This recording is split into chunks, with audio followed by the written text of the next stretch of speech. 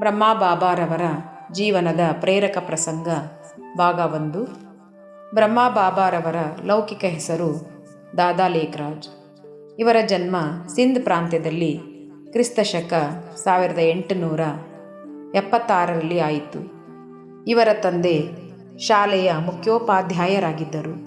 ಇವರು ತಮ್ಮ ಬುದ್ಧಿವಂತಿಕೆಯಿಂದ ಗೋಧಿಯ ಚಿಕ್ಕ ವ್ಯಾಪಾರಿಯಿಂದ ಪ್ರಸಿದ್ಧ ಆಭರಣ ವ್ಯಾಪಾರಿಯಾದರು. ರಾಜ ಮಹಾರಾಜರು, ಶ್ರೀಮಂತರು, ಅಂದಿನ ವಾಯ್ಸ್ರಾಯ್, ನೇಪಾಳ ಮತ್ತು ಉದಯಪುರದ ರಾಜರುಗಳ ಆಸ್ಥಾನದಲ್ಲಿ ವಿಶೇಷ ಆತಿಥ್ಯ ಮತ್ತು ಸ್ನೇಹ ಸಮ್ಮಾನಗಳು ದೊರೆಯುತ್ತಿದ್ದವು.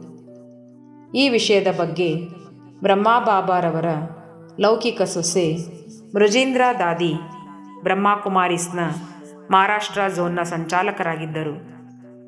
ಅವರ ಲೌಕಿಕ ಹೆಸರು ರಾಧಿಕಾ. ಇವರು ತಮ್ಮ ಅನುಭವವನ್ನು ಈ ರೀತಿ ಹಂಚಿಕೊಂಡಿದ್ದಾರೆ.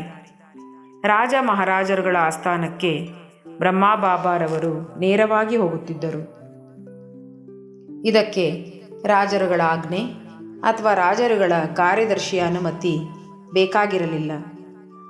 ರಾಜಮಹಲುಗಳಲ್ಲಿ ರಾಜಮಾತೆಯರು ತಮ್ಮ ಅಂತಃಪುರಕ್ಕೆ ಕರೆದು ತಮ್ಮ ಮಕ್ಕಳು ಮತ್ತು ಸೊಸೆಯಂದಿರಿಗೆ ಬೇಕಾಗಿರುವ ಆಭರಣಗಳನ್ನು ನೇರವಾಗಿ ಇವರಿಂದಲೇ ಆರಿಸಿಕೊಂಡು ಕೊಳ್ಳುತ್ತಿದ್ದರು. ರಾಜರುಗಳು ಲಕೀರಾಮ್ ಬಾಬು, ಭಗವಂತನು ತಪ್ಪಾಗಿ ನಮ್ಮನ್ನು ರಾಜರನ್ನಾಗಿ ಮಾಡಿದ್ದಾನೆ, ವಾಸ್ತವದಲ್ಲಿ ನಿಮ್ಮಲ್ಲಿ ರಾಜರುಗಳ ಸಂಸ್ಕಾರಗಳಿವೆ ಎಂದು ಹೇಳುತ್ತಿದ್ದರು. ಒಮ್ಮೆ ಉದಯಪುರದ ಮಹಾರಾಜರ ಆಮಂತ್ರಣದ ಮೇರೆಗೆ ನಾವು ಅವರ ರಾಜಮಹಲಿನಲ್ಲಿ ತಂಗಿದ್ದೆವು.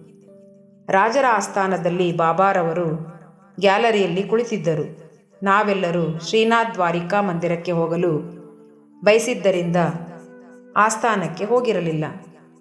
ಆಗ ರಾಜರು ಇದನ್ನು ಗಮನಿಸಿ ತಮ್ಮ ಮಂತ್ರಿಗಳಿಗೆ ಹೇಳಿ ನಮಗೆ ಶ್ರೀನಾಥ್ ದ್ವಾರಿಕಾ ದರ್ಶನ ಮಾಡಿಸಿ ತಮ್ಮ ಆಸ್ಥಾನಕ್ಕೆ ಗೌರವದಿಂದ ಬರಮಾಡಿಕೊಂಡರು. ನಾವು ಬರುವವರೆಗೂ ರಾಜರು ತಮ್ಮ ಆಸ್ಥಾನವನ್ನು ಪ್ರಾರಂಭಿಸಿರಲಿಲ್ಲ. ಇಂತಹ ಅತಿಥಿ ಸನ್ಮಾನವನ್ನು ಯಾರಿಗೂ ಈ ಮೊದಲು ನೀಡಿರಲಿಲ್ಲ. ಓಂ ಶಾಂತಿ.